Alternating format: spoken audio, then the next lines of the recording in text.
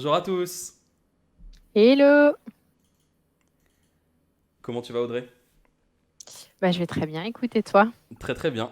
Bonjour Billabang, bonjour Kababunga, salut Antoine, salut Tine, salut Tib, salut Bambi, salut Snipat. Comment vous allez? J'espère que vous allez bien. En tout cas, bientôt le week-end Audrey. Qu'est-ce que tu vas faire de ton week-end? Ah bah, quoique, c'est un week-end moins confiné, je crois, on a le droit à 20 kilomètres. Ouais, je Mais crois 20 km, 3 heures, si je dis pas de bêtises. ouais, voilà. Bah écoute, s'il fait beau, je pense qu'on va aller se balader dans le bois de Vincennes, parce que bois de Vincennes est à peu près 2 kilomètres de chez moi, donc je n'y avais pas le droit Ah, eh ben non, jusqu'à ce c'est bon, week-end. tu as le droit. Exactement. Tu as des enfants, c'est Et ça? toi? Ouais, ouais, ouais, 3 et 1 an, donc on C'est... va aller les dépenser un peu et ça fera peut-être des meilleures nuits. Ça va être l'occasion. On sait jamais. Euh, Salut Tine, salut Rem, salut Razak, Bazinga, salut tout le monde. Comme d'habitude, on attend 5 petites minutes avant de commencer le webinar.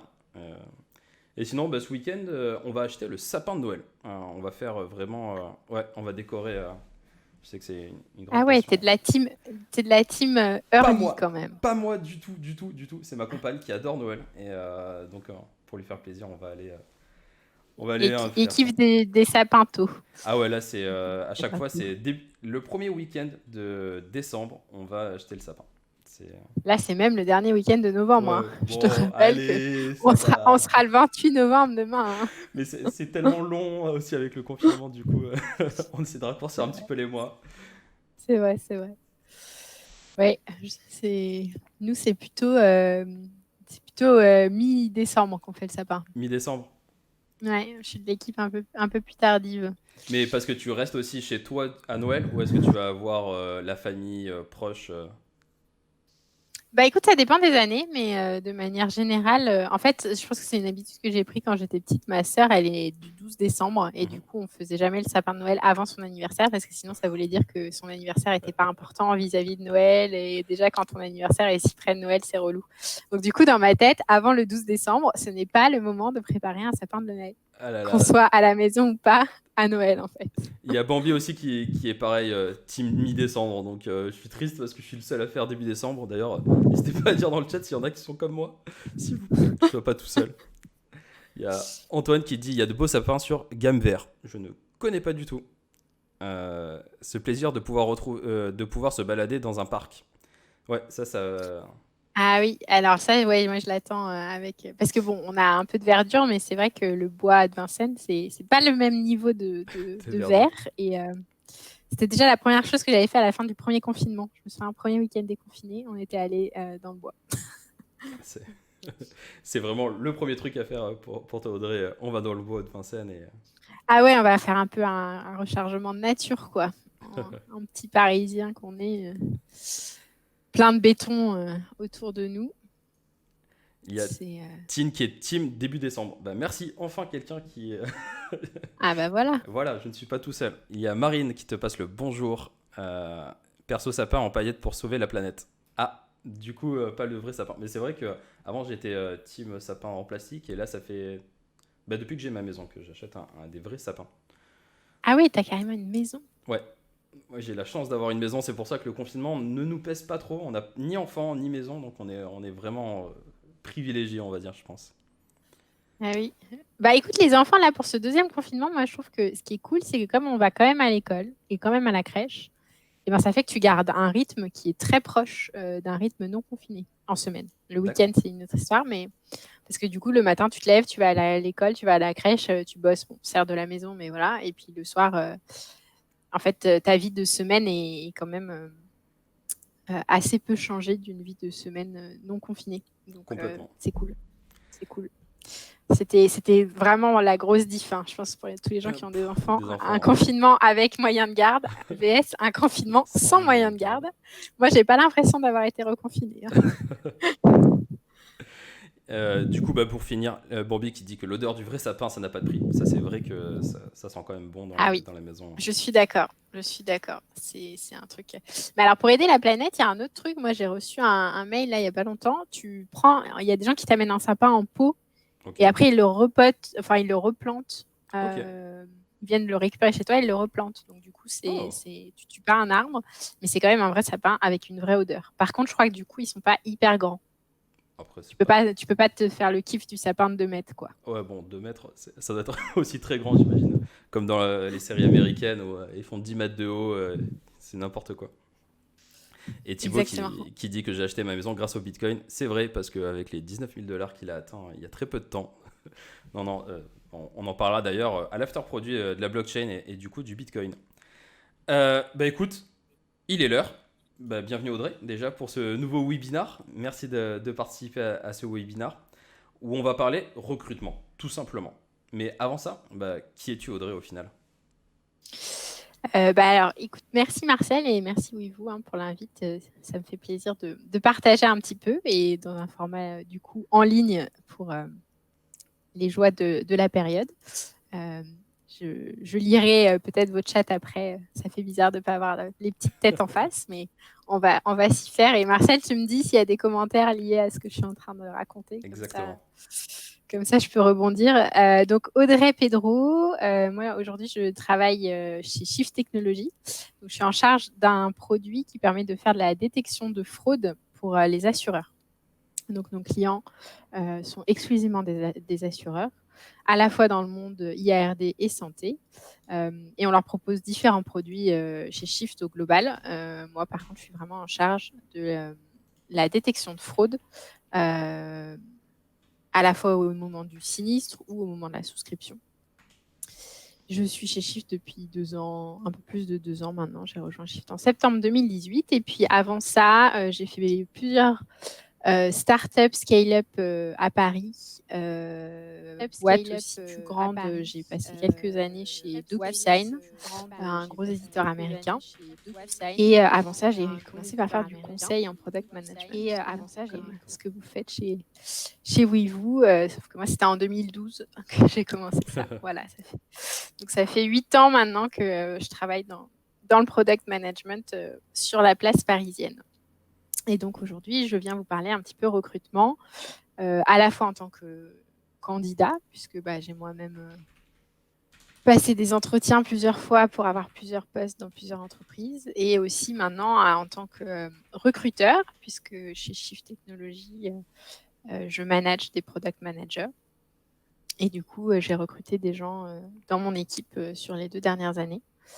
Et donc, j'ai été amenée à voir un petit peu l'autre côté du miroir sur ces problématiques-là. Et du coup, avant de commencer de parler un peu recrutement, n'hésitez pas à nous poser toutes les questions que vous avez dans le chat parce que ça va être vraiment un format d'échange. Il n'y aura pas vraiment de grosses présentations avec un PowerPoint. Donc n'hésitez vraiment pas à poser toutes vos questions. On y répondra vraiment, que ce soit Audrey ou même moi, parce que j'ai vécu aussi les deux côtés, que ce soit justement en entretien et maintenant je fais passer pas mal d'entretiens. Donc ce qui vous permettra de voir un petit peu ces deux côtés-là. Audrey, je te laisse commencer déjà pour parler du recrutement, comment ça se passe justement chez Shift et aussi comment ça a été de l'autre côté du miroir. Oui, écoute, en effet, je vais commencer un peu par expliquer comment on s'organise chez Shift et quel est le flux chez nous. Et puis du coup, on pourra ensuite prendre un peu l'angle de vue recruté. Donc le premier point, en fait, c'est un petit peu se dire, tiens, il va falloir recruter quelqu'un. Il y a pas mal d'indicateurs qui peuvent être des clairs indices du fait qu'il faut recruter. En général, en tout cas dans le monde des startups, c'est quand on se retrouve vraiment surchargé et qu'il commence à y avoir des choses qui sont plus faites comme on voudrait, qui sont un petit peu hors process, hors contrôle, et sur lesquels on sent qu'on n'a pas le temps de bien faire le métier de product, pas le temps de bien faire du discovery, pas le temps de bien s'assurer qu'on est en train de développer la bonne feature ou sortir des features qui finalement ne sont pas celles qu'on avait prévues en début, etc. Bref, il peut y avoir pas mal de raisons. Il peut y avoir aussi des histoires de taille d'équipe de dev. C'est pas forcément comme ça qu'on regarde chez Shift, mais je sais qu'on peut se dire que quand on commence à avoir un certain nombre de devs, on va avoir un certain nombre de product managers en face. Quoi qu'il en soit, au moment où on se dit, tiens, on va recruter, il y a un exercice qui est assez important et que je trouve toujours assez compliqué en vrai, de se dire quel est mon besoin de recrutement. Aujourd'hui, mon équipe, elle est à combien de personnes? Par exemple, aujourd'hui, chez Shift, dans l'équipe product management sur la fraude, on a 2 product managers et moi qui chapeaute les 2 product managers. Donc si on rajoute quelqu'un à l'équipe, ça va faire une équipe de 3 plus 1 qui va faire quoi? Sachant qu'on est tous en train de travailler en vrai un peu sur un même produit. Donc quand on commence à avoir plusieurs product managers qui travaillent sur le même produit, comment on découpe? Quel est le scope en fait de cette personne pour que la faire venir, l'onboarder, apporte vraiment de la valeur? Parce que si on est dans un découpage un peu bancal, parfois ça peut être limite plus compliqué de travailler à 4 que de travailler à 3. Et une fois qu'on a un peu défini tout ça, donc le contour du scope produit sur lequel la personne va travailler, comment elle va interagir avec le reste de l'équipe, etc. Il faut commencer à se poser la question de, du coup, est-ce que j'ai besoin d'un profil plutôt junior, intermédiaire, senior? Est-ce que la personne sera sur un scope qui est assez stratégique et on va plutôt chercher quelqu'un type lead qui va être capable d'être très autonome, d'aller prendre des décisions sur des marchés ou est-ce que en fait on va prendre quelqu'un de beaucoup plus junior parce que c'est un scope qui est très mature et sur lequel il y a un peu de discovery et pas mal de delivery et du coup si quelqu'un de junior qui apprend le métier, ça peut le faire. Donc ça, c'est un petit peu tous les éléments et toutes les questions qu'on se pose. Une autre question que moi je me pose aussi, c'est les perspectives d'évolution. Parce que quand on recrute quelqu'un, surtout dans une start-up qui bouge pas mal, c'est important aussi de se dire, voilà, aujourd'hui j'ai un besoin et j'ai envie de recruter quelqu'un là-dessus. Comment mon équipe va évoluer et comment la personne pourrait évoluer dans l'équipe. Donc voilà. Et après, il peut y avoir des questions qui se posent sur est-ce qu'on va chercher des backgrounds spécifiques. Donc par exemple, si on cherche un product manager, en fait, les joies du product management, je pense que pour toutes les personnes qui en font, c'est que c'est un métier quand même qui a un socle commun, mais qui après a beaucoup de nuances selon le type de boîte dans lesquelles on travaille, le type de culture d'entreprise. C'est vrai que moi, ça fait quelques années maintenant, depuis 2015, que je travaille plutôt sur des produits SaaS B2B. Et donc, on ne va pas forcément aller chercher les mêmes choses sur un profil d'un product manager qui va faire du B2B SaaS que d'un product manager qui va s'occuper, par exemple, d'un site à haut trafic qui va être plutôt à regarder s'il y a des leads et de l'adoption. Alors que nous, dans le B2B, la notion de lead et d'adoption, elle est plutôt gérée par les commerciaux. Et on va plutôt se focaliser sur vraiment l'usage du produit. Donc, une fois qu'on a un peu dit tout ça et qu'on a une idée plus claire de ce qu'on cherche, on peut se dire, est-ce qu'il y a des profils qui seront plus pertinents? Donc, ça peut être des gens qui ont déjà fait du B2B ou des gens peut-être qui connaissent l'industrie. Donc, nous, on travaille pas mal avec des assureurs. Est-ce qu'on veut quelqu'un qui peut-être n'a jamais fait de product management, mais est un expert dans le métier de l'assurance? Est-ce qu'on va chercher quelqu'un qui a un background plutôt technique parce que j'ai une sous-partie de mon produit qui est liée à de l'intelligence artificielle et du coup des algos de data science. Donc, quelqu'un qui est plus matheux, enfin voilà, on peut un petit peu l'idée sur tous ces trucs-là, c'est de foisonner en se disant, voilà, on peut réfléchir à tout ça, dans le monde des bisounours potentiellement tout ça, mais ça permet de réfléchir et de se poser pas mal de questions. Et puis une fois qu'on a cette idée un petit peu plus claire, on peut commencer à créer une offre. Donc pour moi, c'est important quand même d'avoir une offre qui est relativement liée au poste qu'on recrute, parce que justement, la façon dont on va formuler les missions, la façon dont on va expliquer ce qu'on attend et ce que la personne fera dans l'entreprise, ça peut quand même pas mal varier. D'un poste qui est plutôt market driven, data driven, enfin voilà. Et donc du coup, on va réfléchir à synthétiser quand même ce que la personne fera, ce qu'on attend d'elle, et on va pouvoir mettre l'offre en ligne. Il y a aussi évidemment un sujet qui est à discuter d'ailleurs en étape juste avant, c'est un petit peu la partie REM. Donc lié au type de profil qu'on va vouloir recruter, on peut aussi avoir la contrainte de budget ou en tout cas de rémunération qu'on va être prêt à à proposer aux candidats. Donc, on ne peut pas décemment se dire « Ah, j'ai embauché un poste très, très senior », alors qu'on a une enveloppe budgétaire très faible. Donc, autant essayer de rester cohérent.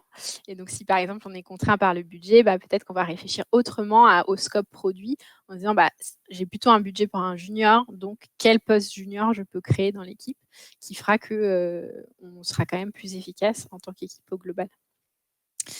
Ensuite, il y a toute la question de quel est le process à mettre en place. Donc, c'est vrai que moi, je me suis posé ces questions-là aussi en arrivant chez Shift.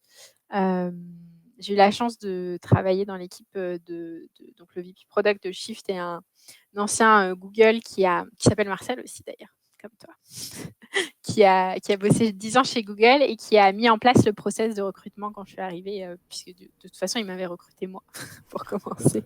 Donc, quand je suis arrivée, le process avait été testé au moins sur une personne jusqu'au bout. Et donc, du coup, j'ai pu m'insérer dans ce process-là. Et on continue à avoir ce process. Mais je pense que c'est une vraie question pour les gens qui commencent à recruter. Comment on structure les entretiens de product manager, souvent, c'est des process un peu longs. Mais trouver le bon équilibre entre permettre à la personne de rencontrer quand même plusieurs personnes pour aussi se faire elle-même une idée. Et ça, là, quand je switch côté plutôt candidat, pour moi, ça a toujours été important de pouvoir rencontrer des gens de l'équipe technique, des gens de l'équipe Customer Success, etc. Parce que dans des postes de product management, c'est des interlocuteurs hyper importants et voir si leur vision du monde correspond aussi à ce qu'on peut nous s'imaginer et ce qu'on a compris des discussions avec l'équipe produit. C'est important. Donc, trouver le bon équilibre entre permettre à la personne quand même de rencontrer plusieurs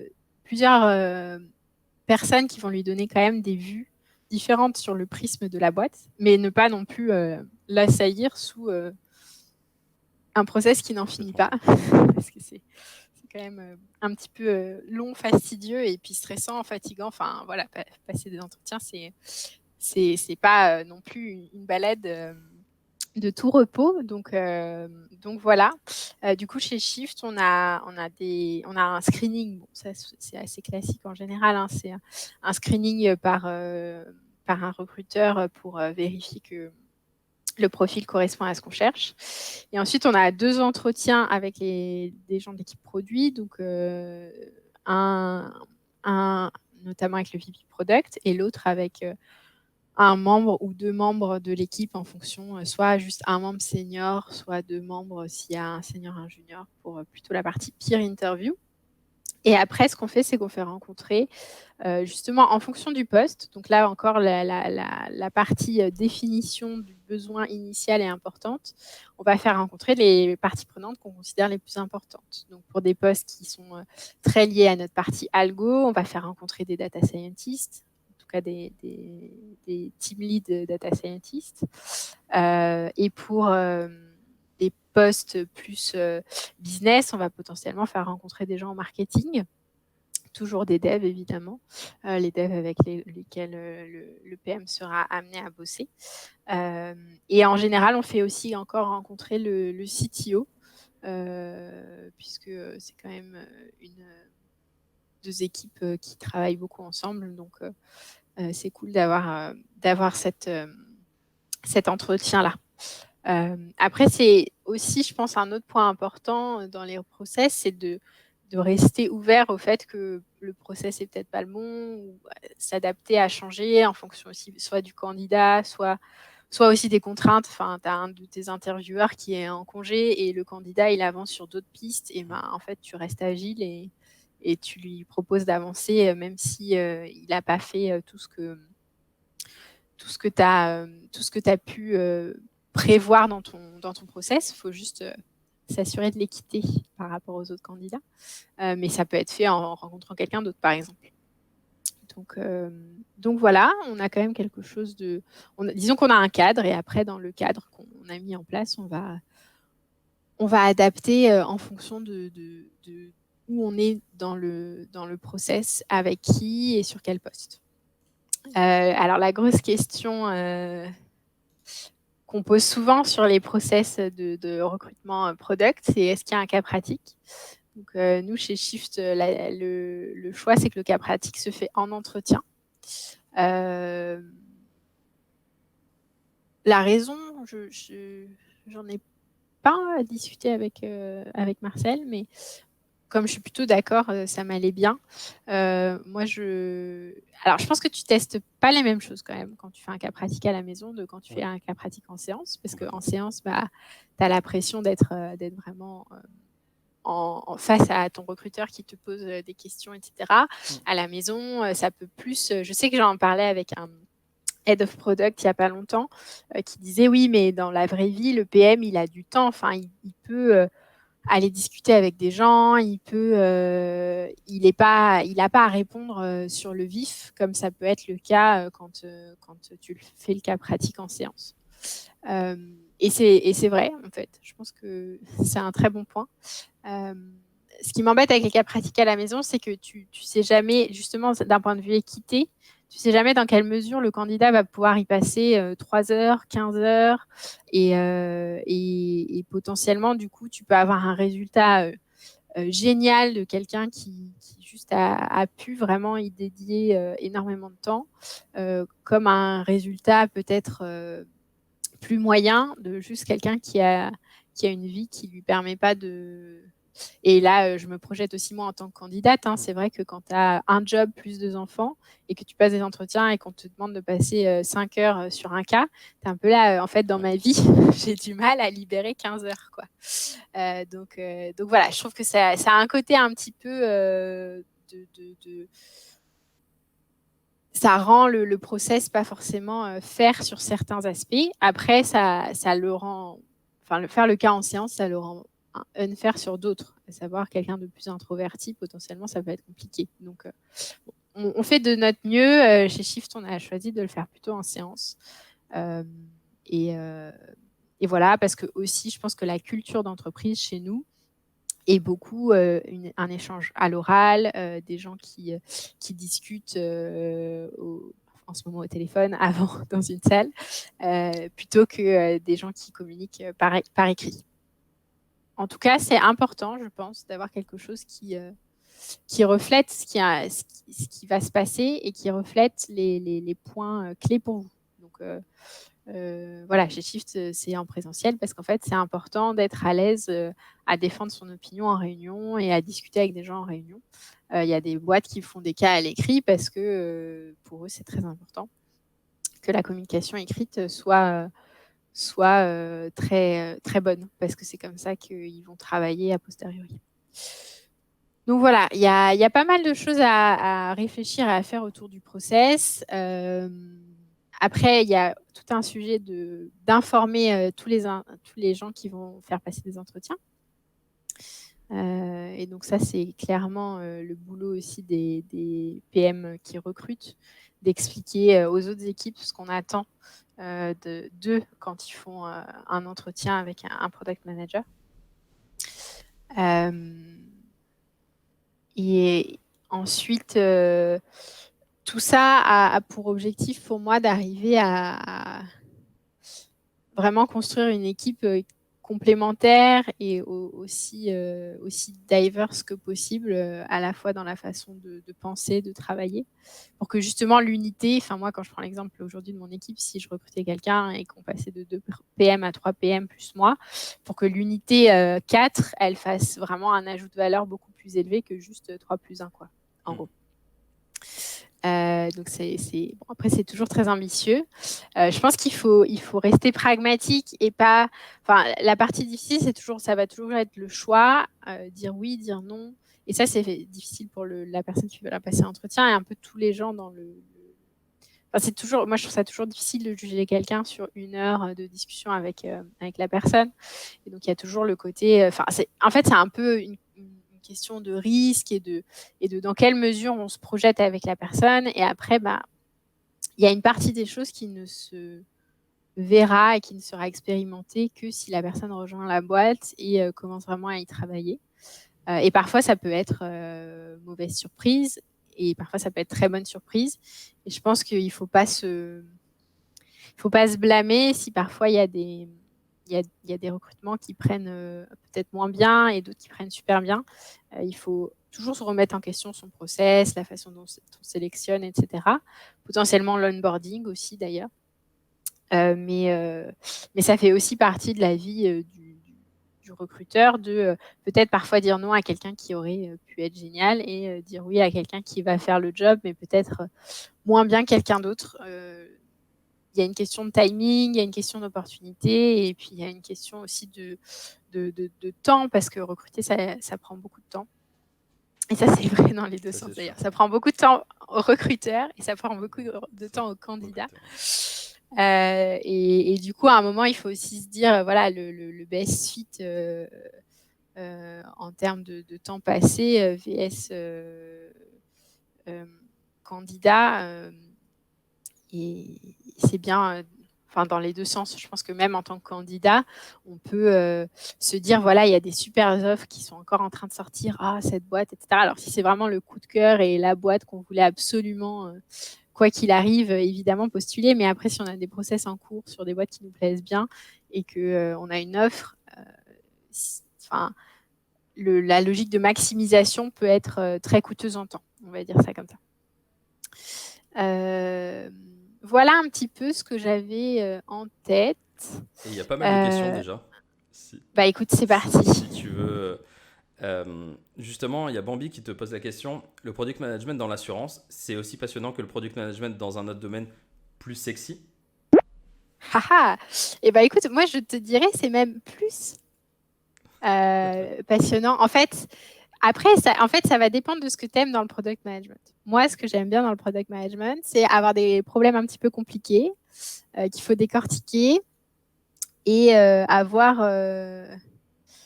une sorte de boulga dont il faut tirer les fils et essayer de voir où ça mène, etc. Et en fait, dans le monde de l'assurance, ça, c'est hyper intéressant. Alors après, dans le monde de l'assurance au global, je ne sais pas, mais dans ce qu'on propose chez Shift, à savoir des outils pour aider les assureurs à prendre des décisions plus facilement, vraiment qui reposent sur leurs données, puisque nous, notre métier, c'est de récupérer leurs données et de faire marcher de l'intelligence artificielle sur leurs données pour les aider à prendre des décisions. Ben, ça, c'est hyper intéressant parce que en fait, tu vas essayer de simplifier un truc quand même un peu compliqué, à savoir l'intelligence artificielle. Tes utilisateurs, en général, c'est des gens qui ne sont pas du tout technophiles. Donc, il va falloir arriver à masquer en fait tout le travail qui est fait pour que la personne qui prend la décision, au final, elle ait des indications très claires de est-ce qu'elle doit la prendre ou pas, et si elle la prend, pourquoi elle la prend ou pourquoi elle ne la prend pas. Et du coup, c'est des problématiques au quotidien que moi, je trouve hyper intéressantes. Et après, dans le monde de l'assurance, nous, spécifiquement, on se pose plein de questions autour de l'intelligence artificielle, qui est un secteur que je trouve assez intéressant aussi. Donc, pour faire court, la réponse est oui, voire même, je pense que ça peut être plus intéressant que des trucs sexy qui reposent peut-être sur des briques qui, moi, m'attireraient moins d'un point de vue intellectuel, concept, etc. Mais après, ça, c'est un truc pour moi important en tant que candidat. Quels sont vos drivers? Est-ce que la hype, c'est votre driver? Ou vous vous en foutez, même un truc pas sexy? Moi, c'est vrai que je m'en fous que le secteur soit pas sexy parce que le produit me plaît et que les enjeux me plaisent. Mais je sais qu'il y a des gens pour qui c'est quand même important d'avoir un secteur un minimum sexy. Et ça, vos drivers à vous, c'est hyper important.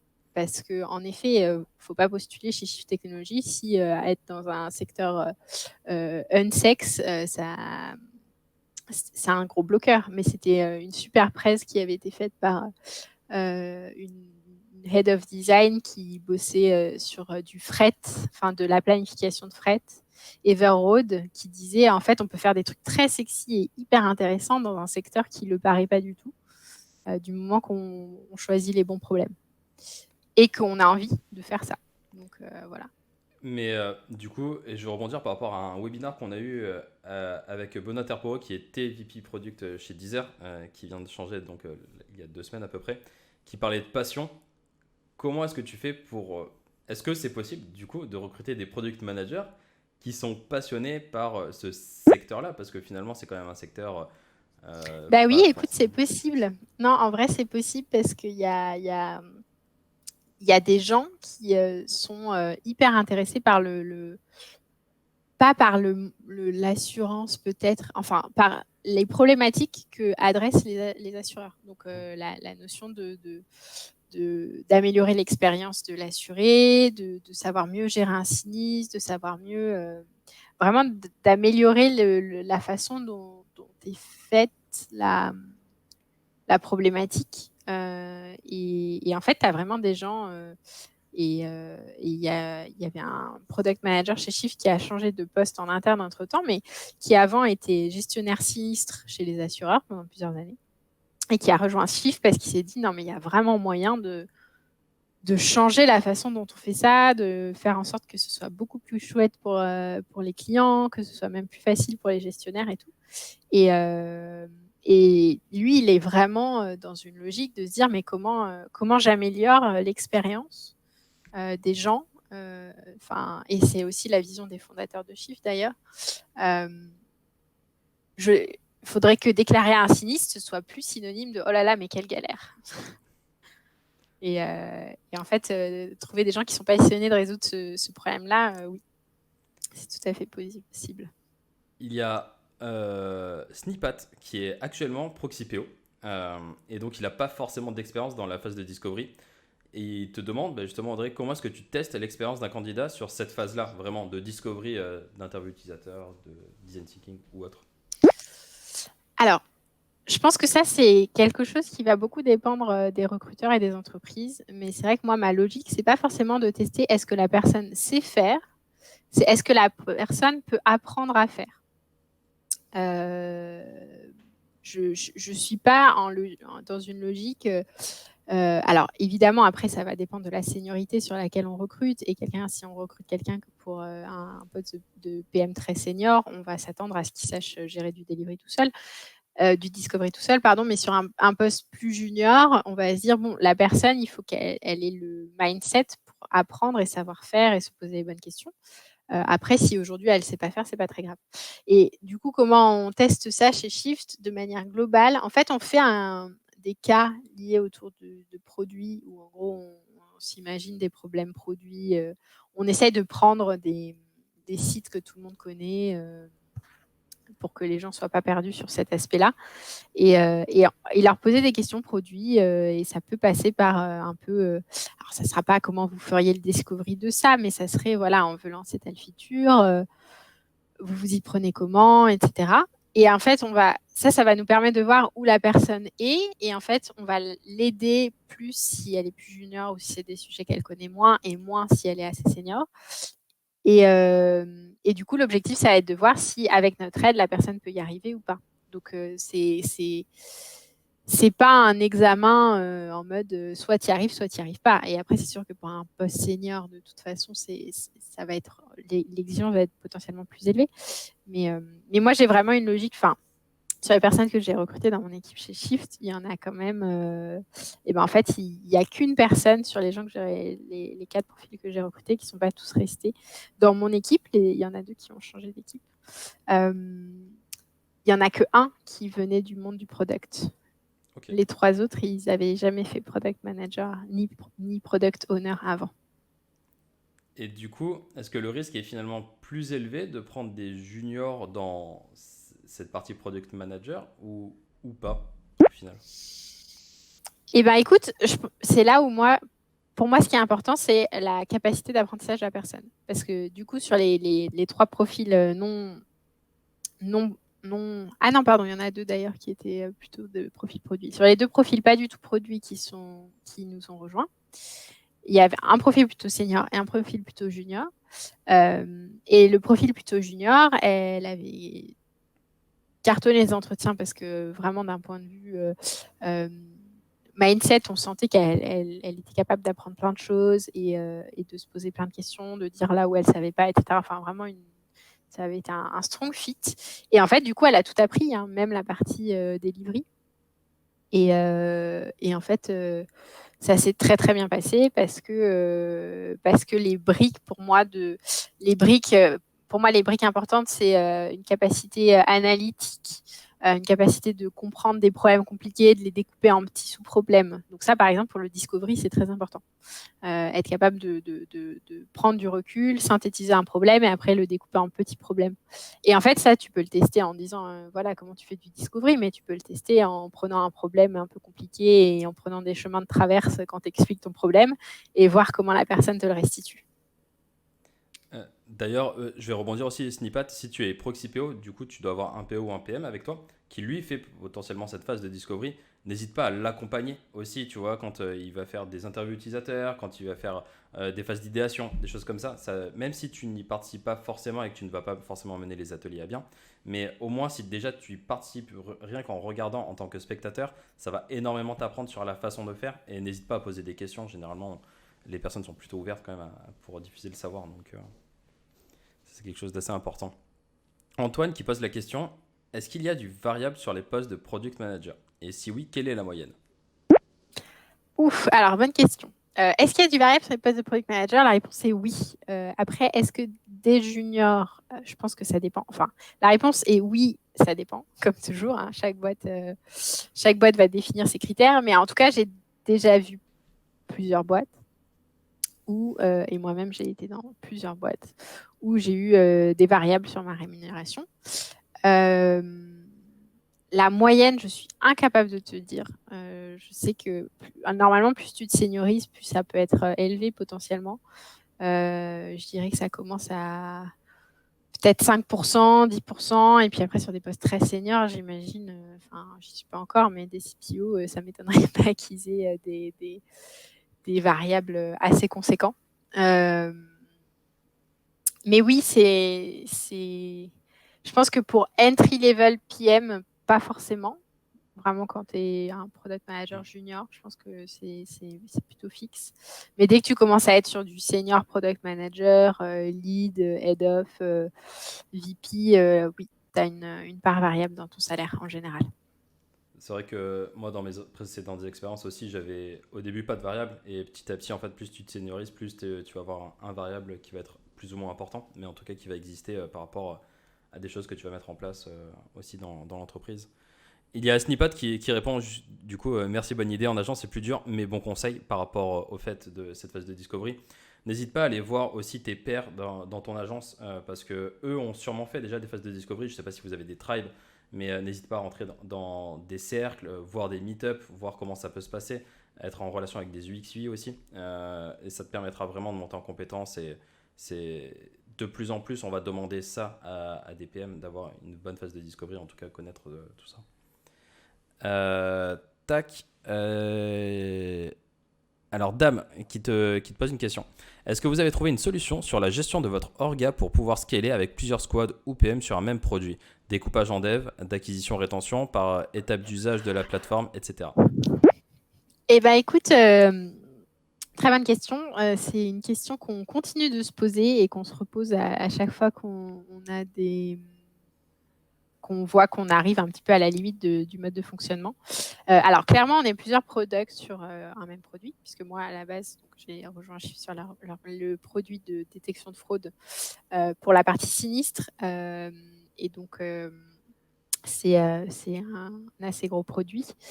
On a eu plusieurs approches de découpage et je pense que en fait, pour moi, il n'y a pas d'approche magique et il faut accepter le fait que ça puisse bouger. Et il faut accepter qu'en fonction du moment et du coup un petit peu les enjeux que ton produit est en train de traverser sur le marché par rapport au client, et ben, il y a un découpage qui est peut-être plus pertinent qu'un autre à un instant T. Et en fait, c'est OK si ça change et si ça bouge. Et ça n'a pas objectif à être figé dans le marbre. Donc nous, un découpage qu'on avait, c'était par un peu de type d'utilisateur. Donc, en gros, le produit de détection de fraude, il est à destination de gestionnaires de fraude ou gestionnaires de sinistre. Donc, ça, c'était un type d'utilisateur. C'était vraiment les gens qui utilisaient l'interface au quotidien où ils recevaient les alertes de fraude. Et après, il y avait un deuxième type d'utilisateur qui est plutôt la personne qui met des algos d'intelligence artificielle, donc le data scientist, qui soit interne à Shift ou externe si on veut que ce soit un data scientist plutôt de chez l'assureur qui travaille. Et donc, du coup, il y avait un product manager pour le user data scientist et un product manager pour le user fraud handler, en gros. Et puis à côté de ça, après, on a rajouté un troisième product manager qui, lui, s'occupait plutôt du vertical santé, parce qu'en fait, les assurances IARD, donc auto-habitation, et les assurances santé en termes de détection de fraude, c'est quand même un petit peu différent. Et puis en fait, on s'est rendu compte que ça marchait pas très bien comme découpage. Donc, on a sorti la santé complètement de la partie de cette équipe-là. Et donc, la santé, ils ont une équipe maintenant à part parce qu'en fait, toutes leurs problématiques autour de l'assurance sont assez différentes.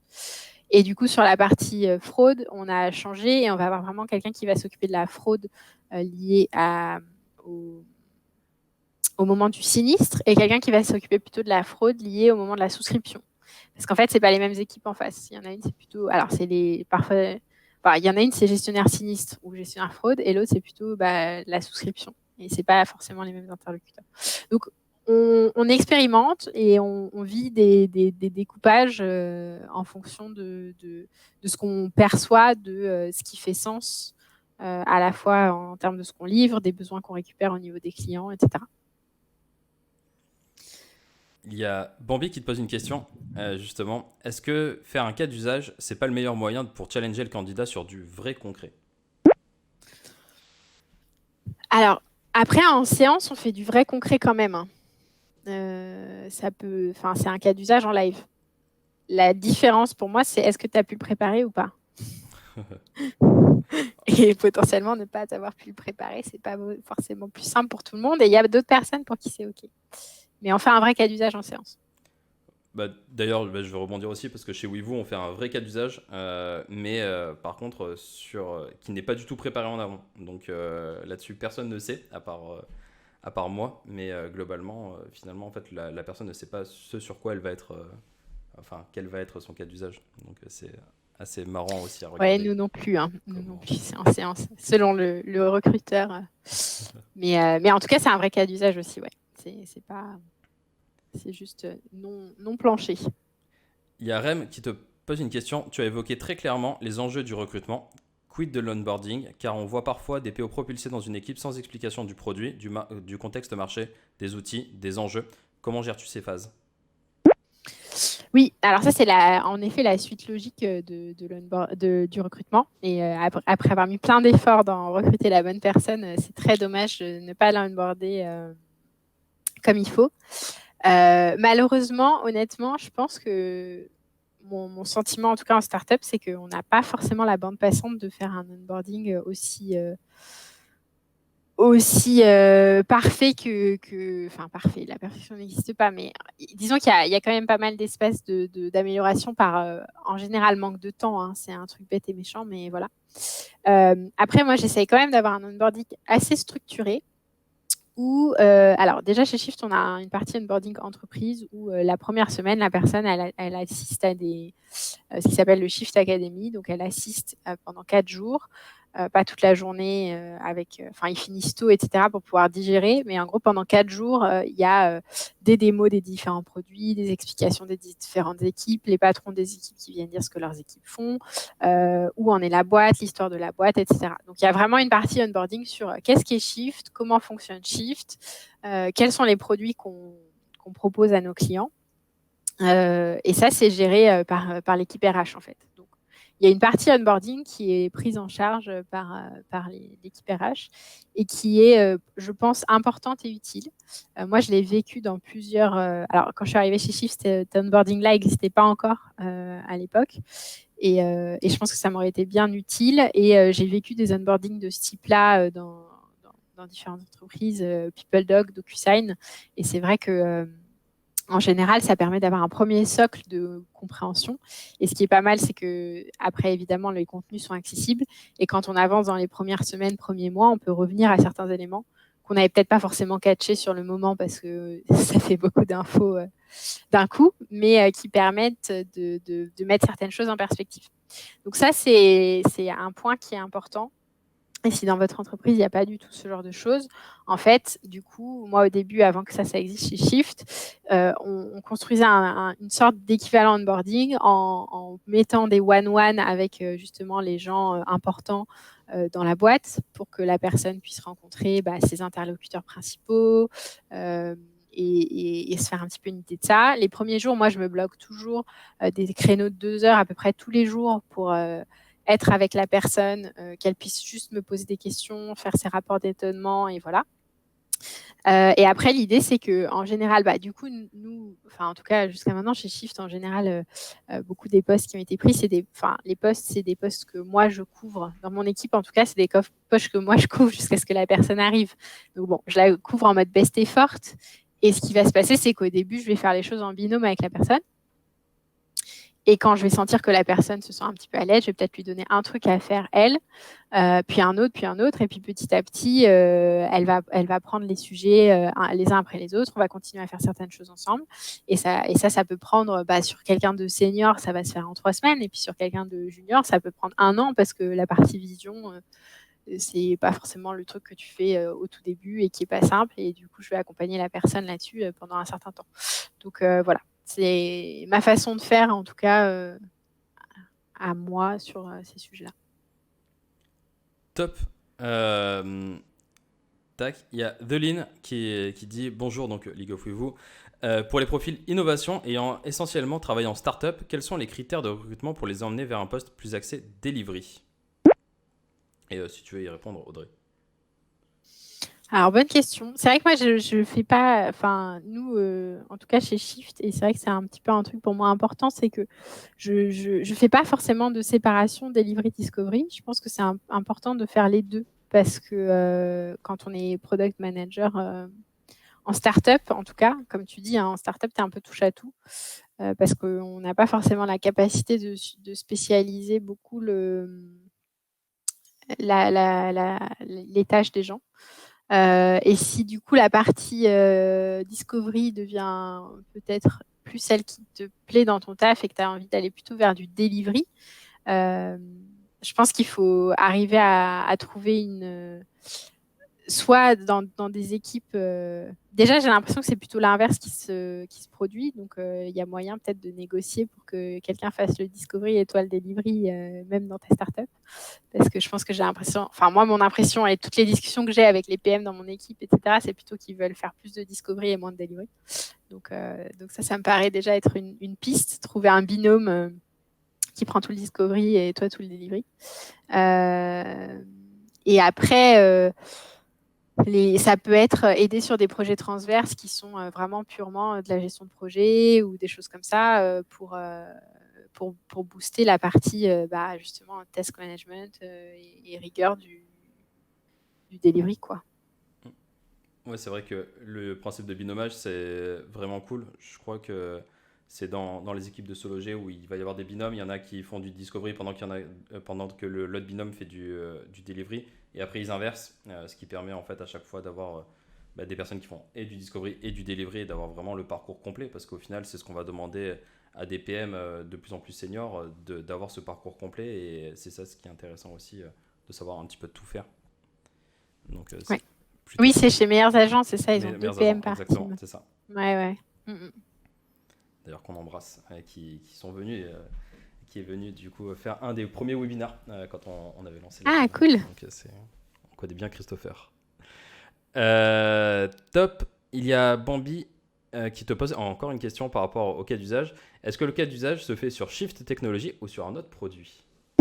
Ah non, pas sur Shift. Nous, comme je disais, on essaie de prendre un produit très connu, donc Amazon, LinkedIn, Google, enfin bref, des trucs. On essaie de faire en sorte que la compréhension des problématiques du produit soit pas une barrière. Donc, quelque chose dans lequel le candidat se sente rassuré, parce que je trouve que c'est un cas, en plus en direct, c'est dur, c'est stressant.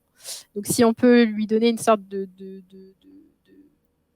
d'un truc auquel c'est facile de se raccrocher parce qu'il sait comment ça marche, et ben, c'est pas plus mal. C'est...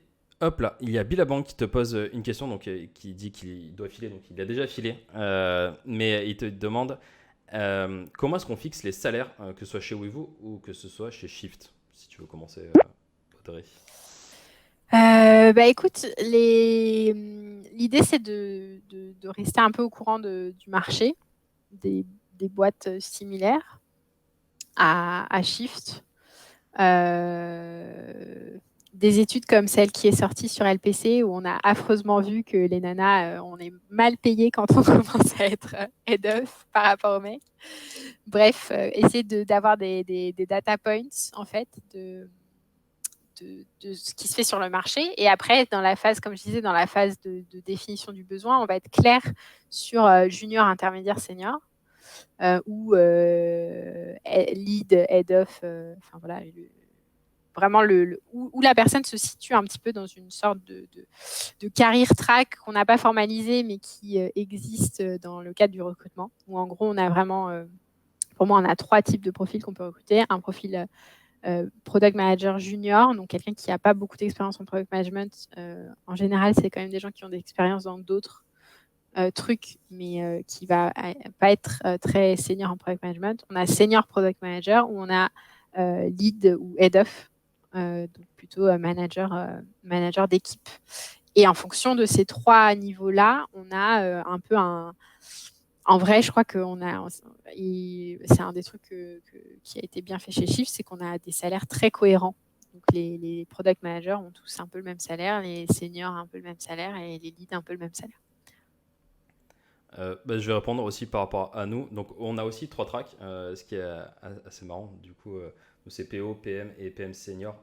Après, on a les lead PM et les product stratégistes qui sont en fait 2 branches. C'est un petit fork parce que pour nous, les product stratégistes, c'est ceux qui vont pouvoir accompagner des entreprises pour faire de la réorg, des choses comme ça. Et les lead PM, c'est ceux qui vont justement être dans les équipes et aider dans les équipes. Nous, on se base énormément sur la compétence. En fait, on a une matrice de compétences avec un parcours de carrière qui sont extrêmement liés. Et par rapport en fait, à tes compétences, on va te donner le salaire que tu mérites, selon nous, en tout cas. Il y a peu de notions d'expérience, à part quand tu es dans des produits stratégistes. Mais globalement, on va avoir des personnes qui sont considérées comme juniors en termes d'expérience, qui ont un gros salaire parce que finalement elles connaissent énormément de choses et elles ont fait énormément de choses en peu de temps. Euh, mais, euh, mais donc on a vraiment tout ça par rapport à notre grille de notre matrice de compétences et ça tient plutôt bien la route pour l'instant en tout cas. Il y a Greg qui te pose la question. Comment vous faites pour adapter les salaires par rapport au monde de la banque assurance qui a tendance à surpayer à niveau équivalent que dans d'autres secteurs? Ah, c'est marrant, ouais, bonne question. En fait, je pense que c'est la partie banque assurance qui n'est pas trop liée à ce que nous, on fait aujourd'hui, sur toute la partie sinistre. Parce qu'en fait, les gens qui sont gestionnaires sinistres ou... Enfin, déjà, j'ai donné un exemple de quelqu'un qu'on a recruté du monde de l'assurance. C'est pas tous les, enfin, c'est un PM qui d'ailleurs est plus PM aujourd'hui, et les autres c'est pas forcément des gens qui venaient du monde de l'assurance. Côté data science, ils viennent pas non plus forcément du monde de l'assurance. On a plutôt des data scientists qui viennent du monde de la data science. Donc, on adresse le marché des assureurs, mais nous, les salariés Shift, on a des personnes qui viennent du monde de l'assurance, évidemment, et notamment dans les équipes Customer Matter Expert, etc. Mais dans l'équipe produit et tech, pas tant. Donc, du coup, on est plutôt sur les salaires des startups parisiennes que sur les salaires de l'assurance. Je n'ai pas eu aujourd'hui de cas de candidats qui arrivaient avec des prétentions salariales qui étaient complètement en dehors de l'ordre de grandeur de ce que nous, on a en interne. Et moi j'avais une question justement sur ton process de recrutement parce que donc il y a un moment donné où toi tu vois la personne. Euh, Comment est-ce que tu fais pour éviter ce bus factor parce que toi tu es toute seule, on peut pas te dupliquer. Si t'es pas là, qu'est-ce qui se passe en fait? Si moi je suis pas là, bah, la personne rencontre un autre, un product manager senior. Du Si coup, vraiment il faut, enfin bon, après enfin Est-ce qu'on a recruté? Non, pas dans mon équipe, mais on a recruté par exemple la UX designer vraiment liée à mon équipe à une période où moi j'étais en congé.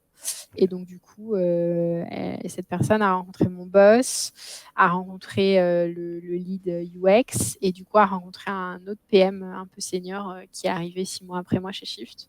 Et voilà, et le recrutement s'est fait. Donc je ne suis pas indispensable dans le process non plus en fait.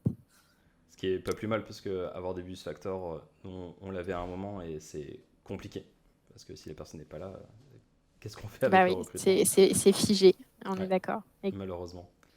Moi, j'avais une question justement par rapport à la rapidité du recrutement.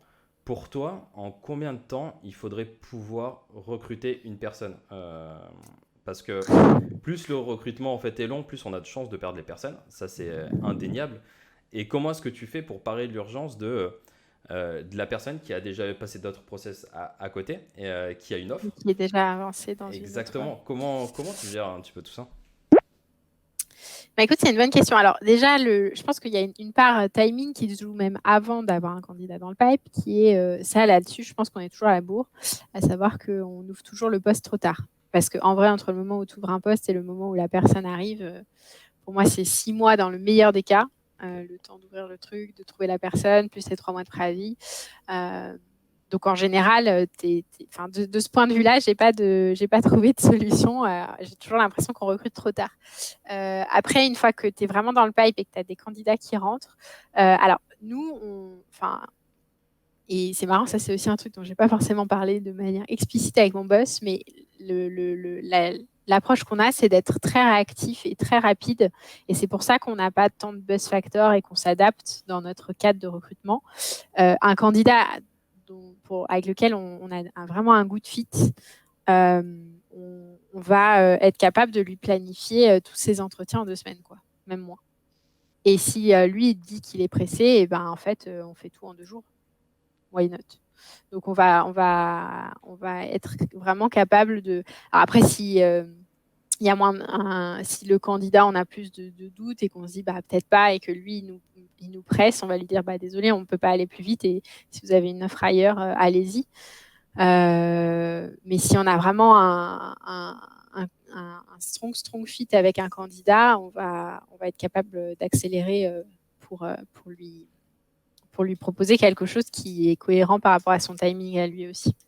Ok. Du coup, tu libères la bande passante vraiment quand tu as un vrai fit avec une personne parce que Tout à fait. tu Et dis celle-là, c'est j'organise, enfin, c'est je vais go. faire bouger, je vais aller. Bon, maintenant, on peut plus, mais quand j'avais recruté les 2 derniers postes, enfin, un des derniers postes que j'ai recruté avant que là, on soit bien staffé pendant un bout de temps, et ben, j'étais allée dans les bureaux des autres intervieweurs en disant bon, ce candidat, tu peux le voir demain à telle heure ou après-demain à telle heure. Donc voilà, j'avais pris mon petit bâton et puis j'étais allée voir tout le monde et j'avais calé tous les entretiens en quelques jours pour que ce soit Ça se passe. efficace, quoi.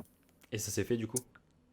Et ça s'est fait, et oui, et la personne est là, et c'est un super chouette recrutement. Trop cool. C'est cool. Non, ça c'est marrant, c'est un autre truc. Enfin, il y a une part, je trouve, avec l'habitude, il y a aussi un peu une part de feeling et d'intuition dans le recrutement qui est très dur à expliquer, mais il y a certaines fois où tu as vraiment un petit déclic qui se fait et où tu te dis là, il faut qu'on y aille, il faut qu'on avance.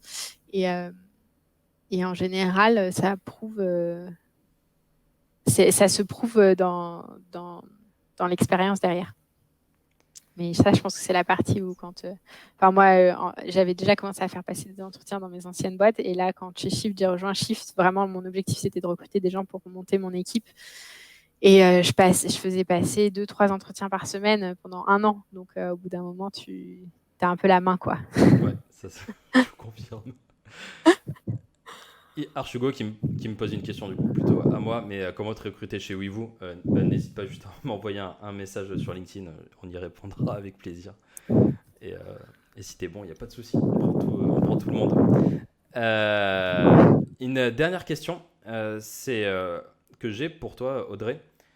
Tu me parles justement que tu ouvres généralement les postes trop tard. Est-ce que ça arrive en fait que au lieu d'avoir un besoin défini, par exemple, parce que soit trop de personnes sont sous l'eau et donc vous voyez qu'il faut ouvrir un poste, ou là il faut créer une nouvelle feature, du coup on va ouvrir un poste. Mais justement, plutôt en avance de phase, se dire, ok, là en fait on a envie d'investir, on ne sait pas encore dans quoi, on ne sait pas comment, mais on sait qu'on va prendre un product manager et on va lui trouver en fait, du coup, sur une opportunité plus qu'un vrai besoin. Est-ce que vous avez déjà fait ça? En fait, moi, quand j'ai rejoint Shift, donc en septembre 2018, l'équipe produit avait été créée en juin 2018. Donc avant, il n'y avait pas d'équipe produit formalisée. Après, comme toujours dans les startups, il y a des gens qui actent as product manager parmi les fondateurs, les premiers salariés, etc. Donc du coup, moi, quand j'ai rejoint Shift, on était clairement en déficit de product. Donc on a ouvert pas mal de postes et pendant un an, on a vraiment recruté. Et on n'était pas forcément sur un besoin, c'était plus en se disant, de toute façon, on crée l'équipe, on est clairement une toute petite équipe et il faut qu'on monte un certain nombre et réfléchissons à qui on embauche sur quoi au fil de l'eau. Mais en tout cas, il faut qu'on recrute. Mais c'était quand même déjà un besoin parce que quand je suis arrivée, le VP Product qui était tout seul était sous l'eau. Et après, quand on était tous les deux, on a été sous l'eau. Et puis même quand il y a la troisième personne qui est arrivée, on était encore sous l'eau. Donc voilà. Après, du coup, l'idée, ça a été aussi de dire on stabilise. Parce que quand tu passes d'une équipe de 0 à 10 en un an, c'est vrai que se laisser un peu le temps pour stabiliser, voir ce que ça donne, c'est pas mal.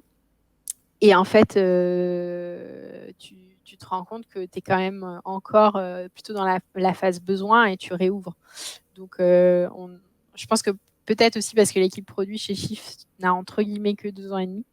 On n'a pas encore eu cette approche-là. Et après, dans les mondes des startups aussi, alors après, ça dépend peut-être des boîtes, mais ouvrir un poste, c'est un vrai sujet. Enfin, surtout nous chez Shift, alors on a fait une très très belle levée de fonds, donc on est loin d'être embêté de ce point de vue-là, mais je pense que, et ça c'est un truc que je trouve très bien, on a des fondateurs qui font quand même attention à comment ils dépensent l'argent qu'ils ont levé, parce que c'est pas parce que tu as levé tout qu'il faut tout dépenser en 3 mois. Et donc du coup, l'ouverture de postes dans toutes les équipes, c'est quelque chose qui doit quand même être un petit peu argumenté, on va dire. Mais bon, comme pour l'instant, on est pour moi encore dans une phase où on a clairement des besoins, on est plutôt encore à rattraper qu'à anticiper. La question ne s'est pas encore posée. Et du coup, Bilaban qui termine par est-ce que vous et Shift, on bosse ensemble? Pour l'instant, non. Non, on bosse pas ensemble. Non, c'est vrai. Peut-être un jour, pourquoi pas. Peut-être, tout à fait. Merci beaucoup Audrey pour ce webinar. Merci à Avec tous. plaisir. Merci à tous de nous avoir suivis. On se retrouve très rapidement, justement mercredi prochain sur l'After Produit, où on va parler essentiellement de blockchain, donc un sujet vraiment technique qui va être assez cool. Et on se retrouvera pour le prochain webinar en décembre. Merci beaucoup Audrey. Passez une excellente journée. Merci à tous. Ciao tout le monde. Merci, toi aussi. Ciao.